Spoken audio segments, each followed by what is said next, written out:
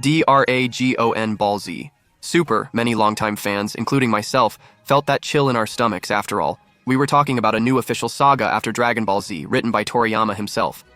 But what seemed to be a glorious rebirth, with the promise of expanding the multiverse and raising the franchise's potential, ended up becoming, in the eyes of many, an extremely frustrating sequel, full of structural mistakes, questionable decisions, and a glaring lack of soul. Dragon Ball Super may have moved millions in products, views, and sales, but when we turn off the hype and analyze it coldly, it's clear. The series is the opposite of what made Dragon Ball so special. One of the biggest problems with Dragon Ball Super is the constant cycle of promises without real delivery. Every week, the preview for the next episode seemed to announce something epic, as if we were about to relive moments like Goku transforming into a Super Saiyajin for the first time, or Gohan facing the sky with overwhelming emotional weight. But what we actually saw were visually empty scenes, with fake impacts and no emotional weight. It felt like the writer was throwing out nostalgia bait and we took it every week, only for it to be replaced by superficial sequences and easy resolutions. This is one of the most carefully crafted and deeply analyzed videos on the channel. In Dragon Ball Z, each arc brought a real sense of urgency. When Frieza appeared, it seemed impossible to defeat him. Cell gave us the impression that the world could end at any moment. Buu was literally chaos incarnate, unpredictable and catastrophic. In Super, the threat almost always comes with a built-in reset button. Goku always has a new form. Zeno can erase universes as if he were deleting files, and the presence of gods of destruction and angels served more to weaken the tension than to increase it. The truth is that Dragon Ball Super became a story about invincible characters, in a world where almost no one dies, and everything can be solved with a wish, the Super Dragon Balls, or with a cosmic snap of the fingers. This removes any sense of consequence and therefore any genuine emotional connection with the narrative. The idea of exploring other universes was, in theory, brilliant. New warriors, different fighting philosophies, different styles. But what we got were disposable characters, many of them created without any care at all. Some of them seemed literally recycled from old ideas with little or no background. And the little they had was explained in throwaway lines, as if the writers were in a hurry to get back to the Goku and Vegeta show. K.O. and Caulifla, for example, could have been the gateway to a completely new universe about the Saiyajins from another world. But instead, they got absurd transformations in minutes, with no narrative weight, no visible training, and shallow emotional development. Imagine if Gohan had awakened Super Saiyajin 2 in 5 minutes, just by watching a motivational video on YouTube. That's what Super seems to do sometimes. The moments that took years to build up in Z and Super became power fast food. While some Dragon Ball Super episodes feature excellent animation, particularly in the final episodes of the Tournament of Power and the Broly movie, the overall visual consistency of the series is underwhelming. Many episodes were delivered with rough outlines, strange movements, and generic choreography. The way the animation portrays impacts, energy clashes, and physical blows, all of this directly influences how we feel the fight. In Z, a punch to Goku's stomach made us squirm along with him. In Super, many of these moments feel empty, as if the characters are hitting rubber dolls. Besides that fight, which basically focuses on the characters doing with that same movement GIF on the screen. Another critical point is the completely lost power scaling. When Goku reaches Super Saiyajin God, it's sold as an unattainable feat that puts the character on a divine level. But just a few episodes later, characters who don't even have proper training are already facing Goku in ridiculously powerful forms. The worst example might be Gohan. After training one day with Piccolo, he's already able to trade blows with Super Saiyajin Blue, which seems absurd, or Caulifla, who jumps from 0 to Super Saiyajin 2 in minutes, and I'm still going to make a video about the genetics of the Saiyajins, but anyway, this also devalues all the effort of characters who worked hard for years to reach similar levels. We must also mention the absence of consequence and emotion. What made Dragon Ball Z so good wasn't just the action, but the emotion behind it. The feeling that characters were fighting for something important, that they could die at any moment, that decisions had weight. In Super, characters take lethal attacks, get pierced, exploded, and are standing up seconds later. When Goku takes a lethal blow from Zamasu and keeps fighting as if nothing happened, the series sends a clear message. Since no one actually dies, the drama is eliminated and everything becomes disposable. Super made it clear from the start that the plot mainly revolves around Goku and Vegeta. While these two are franchise pillars, the excessive focus on them was ultimately detrimental. Remember when Gohan was the most promising character in Z? Or when Piccolo was extremely important for entire arcs, with emotional development and strategic battles? In Super, these characters only exist to fill the background or make up the numbers. Even powerful figures like Majin Buu or Gotenks were completely discarded, with Buu himself literally being put to sleep before the Tournament of Power, a grotesque excuse to avoid dealing with his potential. And the case of Goten and Trunks is even more absurd. While in GT they had a role, personality, and even visual evolution, in Super they are portrayed as eternal preteens living in a parallel reality. They are characters who could represent the future of the series, but they were shelved so the narrative could keep revolving around Goku and Vegeta. And the villains suffer from the same problem. In Dragon Ball Z, the villains weren't just strong, they were charismatic, well-developed, and had clear motivations. Frieza was the embodiment of evil. He sold planets, he was a space pirate. Cell was artificial perfection in search of a purpose, also a deep character. Buu was childish and destructive chaos, showing that a monster villain can also be good, unlike Cell Max, who is trash. And all of them, in Z, had clear archetypes and evolved throughout the arc. In Super, except for Zamasu, who actually had good development until he was ruined by rushed decisions, the villains are generic or treated as temporary tools. The resurrected Frieza basically became comic relief, with a power upgrade out of nowhere and a watered-down personality. Jiren, while visually striking, lacked character development befitting his role. His strength and motivations were unexplained. A generic line about loneliness and fighting traumas that are probably milder than Vegeta's childhood. It's frustrating when a character who should carry the dramatic tension of the arc is reduced to a gym obstacle. He's just there for the protagonist to overcome with a new scream. That's why Dragon Ball Super has arcs with good ideas but disastrous execution, which only proves that the ideas were from Akira Toriyama, but the execution wasn't his. I still plan to create a video expressing my view that Dragon Ball Super and Dragon Ball Daima aren't truly Akira Toriyama's anime. This controversial video will change society's perspective. But anyway, Dragon Ball Super is full of concepts on paper that seem amazing. The multiverse, the Tournament of Power, the Gods of Destruction, Ultra Instinct. All of that had huge potential to turn into narrative gold, but the problem is always the same. Good ideas executed in a shallow, rushed, and artificial way. The Tournament of Power, for example, could have been the peak of the series. A battle between universes with creative rules, strategic focus, moments of sacrifice, unexpected alliances, but in the end it turned into a much more generic battle royale, where dozens of characters came and went on screen without any real importance. Screen time was distributed incoherently, like for example that focus on the annoying Ari Brian, and characters with background and potential like Hit, Frosh, Kiabe, or even 18 were underused or treated like throwaway cards. The tournament is exciting, but it could have been better. The idea is good, but the execution is lacking. Watching it in real time, you might not perceive the structural problems with the Tournament of Power as a whole, due to the epic nature of Goku versus Jiren. Many fans expected Super to transition to a new generation, featuring Goten, Trunks, Pan, or new students for Goku and Vegeta. However, the series appears to be in an endless loop where time remains stagnant. Goten and Trunks are still kids, Pan is still a baby, and everything revolves around the same faces we've known since the 80s. There's no real evolution or passing of the torch. It's as if the series is afraid to innovate and prefers to feed nostalgia indefinitely. Surprisingly, the heavily criticized GT showed Goten as an adult, Trunks as responsible, and featured Pan as an active protagonist. In Super, time is illusory and the franchise's future is held captive. The adopted aesthetic tone is also significant. While Z was dark, with cool colors, dramatic soundtrack, and visual violence that conveyed urgency, Super often feels like a colorful parody. Weightless explosions, painless injuries, and lack of blood in life-or-death scenes contribute to the loss of impact. In Z, Vegeta's fatal injuries feel impactful, while in Super, they seem inconsequential. The result is a feeling that no one is really in danger, which completely kills the suspense and excitement. Censorship and the focus on pleasing a younger audience turned Dragon Ball into a safe, predictable, and plastic product. And what about the fan service, which people call fan service? Yes, there's fan service in Super, but it's the wrong kind.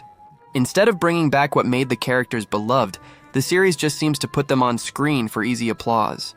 Frieza's return, for example, could have been a traumatic event for the characters. Vegeta had every reason for a redemption arc and personal confrontation, but it never happened. Goku went there, solved everything, stole Vegeta's kill, and Vegeta went back to being a luxury extra. Even the rivalry between Goku and Vegeta was reduced to a formulaic routine. Goku progresses with new transformations, leaving Vegeta behind, who struggles to keep up only to be surpassed again. I'll soon make a video about how a character designed to be hated became the franchise's most beloved. And this video will be about Vegeta, who, just like Goku, was completely reset in Dragon Ball Super to create more story. The cycle repeats itself with no real emotional development, as if the writers no longer know what to do with them. Goku and Vegeta, now the main focus, have dialogues that are significantly worse than in Dragon Ball Z. They seem like completely different characters. Why aren't they, and why didn't Akira Toriyama write it? I'll discuss that in another video, as promised earlier, but here's a small hint. One of Dragon Ball's trademarks has always been the escalation of power. We started with little Goku fighting bandits, and over time we saw battles that threatened entire planets. But in Super, this natural process became a carnival without logic. Right in the first arcs, we see Goku reaching Super Saiyajin God, a form that, in theory, would put his power at divine levels, beyond everything we knew. But it doesn't take long for this divine level to become something trivial. In no time, Super Saiyajin Blue is treated as a common form, just like Super Saiyajin, used against any opponent, even in friendly battles. The script seemingly allows anyone to become a god each week if the plot requires it. The problem isn't just the lack of logic, it's the complete loss of emotional impact. When everything is extraordinary, nothing is. Another issue is trivializing transformations. Remember the impact of Goku's first Super Saiyajin transformation? It was a cathartic moment, an outburst of anger, pain, and loss that stuck with us. Now look at what we have in Super. A parade of forms with increasingly generic names and colors that look like they came out of a highlighter catalog. Blue, Rosé, Superior Instinct, Superior Ego, and Beast Form are exciting new transformations. But Dragon Ball Z had almost 300 episodes and half the Saiyajin transformations of Dragon Ball Super. Could it be that they're trying to add more transformations to make up for something? And the problem isn't just the visuals. Some forms, like Ultra Instinct and the Rosé form's aura, are truly beautiful. The main issue is that these transformations frequently occur without emotional preparation, technical readiness, or consequences. The idea seems to be just to shine brighter than last week. That might work in a promotional clip or a mobile game, but in a series with decades of legacy, it feels very empty. And what about the lack of musical direction and the new atmosphere of Super? The soundtrack has always been crucial in Dragon Ball. Some even avoid watching Kai solely due to the audio track. Bruce Faulconer's music in the American Dragon Ball Z or the original Japanese soundtracks created tense, heroic, epic, or tragic atmospheres. In Super, much of the soundtrack is generic, repetitive, and uninspiring. The game lacks iconic themes, fails to build tension, and often features mismatched or absent music during fights, not matching the scene's intensity. This takes away the emotional impact from important moments and makes the battles less memorable. Imagine Gordon Super Saiyajin 2 without that dramatic background theme. Now think about how many times Super had scenes that should have been iconic but failed because they didn't have an audiovisual set to match. The superhero movie itself brings back the moment of Gohan's Super Saiyajin 2 transformation, showing that, for them, it's easier to recycle nostalgia than to create something new with enough quality, because they've already admitted that it's clear it's not possible. At least not without Akira Toriyama. And what about the disastrous use of humor? Dragon Ball has always been humorous, starting with young Goku's mishaps with Bulma, Master Roshi, and others. Even in Z, humor appeared at the right moments, serving as relief in the midst of tense storylines. The problem in Super is that humor often appears in the middle of tense moments, completely breaking the rhythm. Worse, characters like Frieza, who should inspire fear and respect, are used as a joke. Beerus, who was introduced as a threatening deity, turned into a food addict with comical fits of rage. It's not that the humor is bad, it's that it was poorly placed, used at critical moments, and hurt the seriousness of the narrative.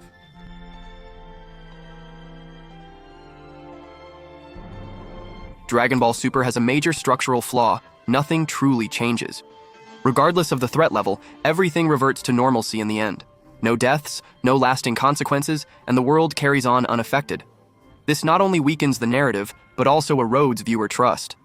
If every danger is ultimately reversed and nothing of significance occurs, it becomes difficult for the audience to remain invested in the story.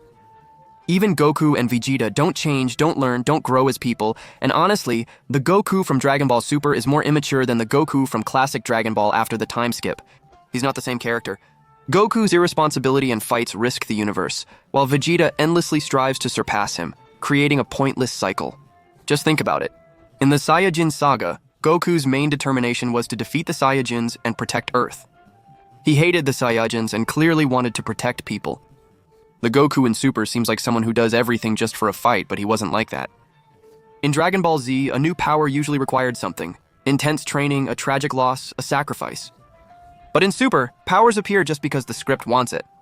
Ultra Instinct was achieved by chance. There was no build-up to Ultra Instinct before it just appeared. The manga tries to give a better justification, but the anime doesn't even try that. Haru suddenly turned into an out-of-control female Broly. For me, that's when Dragon Ball Super lost all remaining seriousness.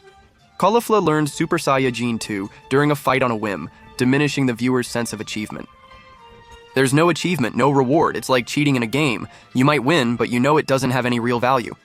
The characters became cardboard cutouts because in Z, even secondary characters like Yamcha, Tenshinhan, and Kuririn had moments to shine despite not being the strongest. They had motivation, honor, and fighting spirit. In Super, they're reduced to jokes, cameos, or extras at fancy events. Yamcha wasn't even called for the Tournament of Power, and fine, but Goten and Trunks weren't either. Goten and Tenshinhan were not taken seriously, appearing only as a joke and a fancy extra, respectively, seemingly out of obligation. This shows that the writers are no longer interested in using the whole cast, always preferring Goku plus Vegeta plus a character of the week. In this video, I'm not talking much about the manga, but the Granola saga is basically like that. The manga is definitely better than the anime, despite the saga being good. We will now connect everything and reach the conclusion the video's beginning was leading to the false new era and unfulfilled promises.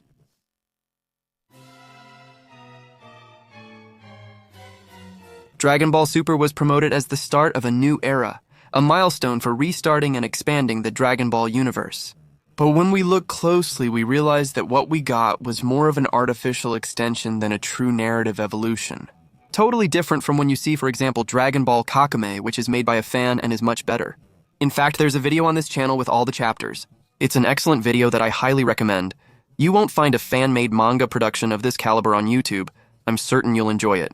Give it a chance, even if it's long, so you can binge watch anytime. The debut of new universes, characters, and rules appeared promising. But instead of establishing a solid foundation for the future, the series settled for making everything seem disposable. How many of the characters from Torrent of Power do you remember the names of? How many actually had a real impact on the story? Even characters like Kiabi, who could have been a link between the Saiyajins of two universes, were quickly ignored. Kakume gave a lesson on exploring the Saiyajins from Universe 6. In the end, the universe expanded like an empty balloon, vast on the outside, but devoid of content within. Maybe the only villain in Dragon Ball Super who really left a mark was Zamasu. His arc raised questions about divinity, justice, and ideological corruption. The idea of a god deciding to exterminate humanity for being considered impure is philosophical, bold, and powerful. And on top of that, it brings a distorted version of Goku as a vessel of evil. But this arc, so promising, was ended in a problematic way. The ending, with Zeno erasing the universe with a button, was anticlimactic for a villain with such deep development. Instead of a dramatic resolution, we had a lazy way out, once again with no real consequence. Zamasu had everything to become a legendary villain, but his lack of courage reflects a major flaw of the series: the lack of narrative courage. If they are so afraid and insecure, it's due to an unstable foundation. Dragon Ball Super's narrative negligence was also evident in its treatment of Majin Buu.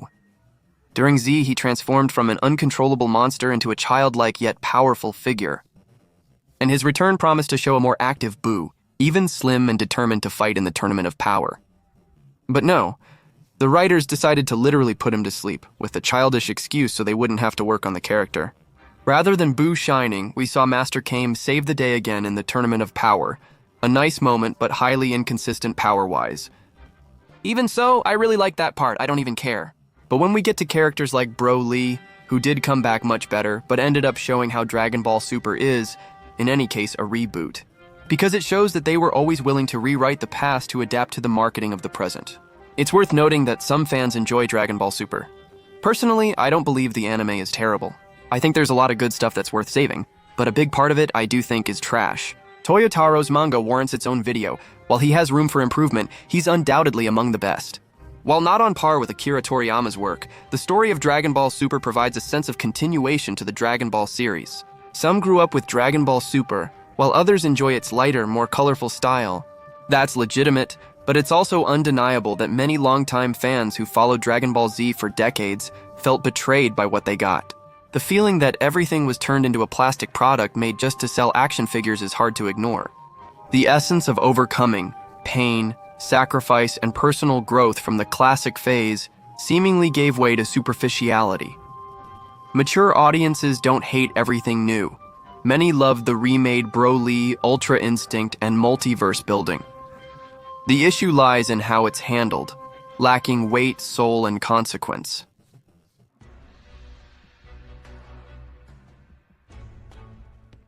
It's challenging to objectively assess Dragon Ball Super.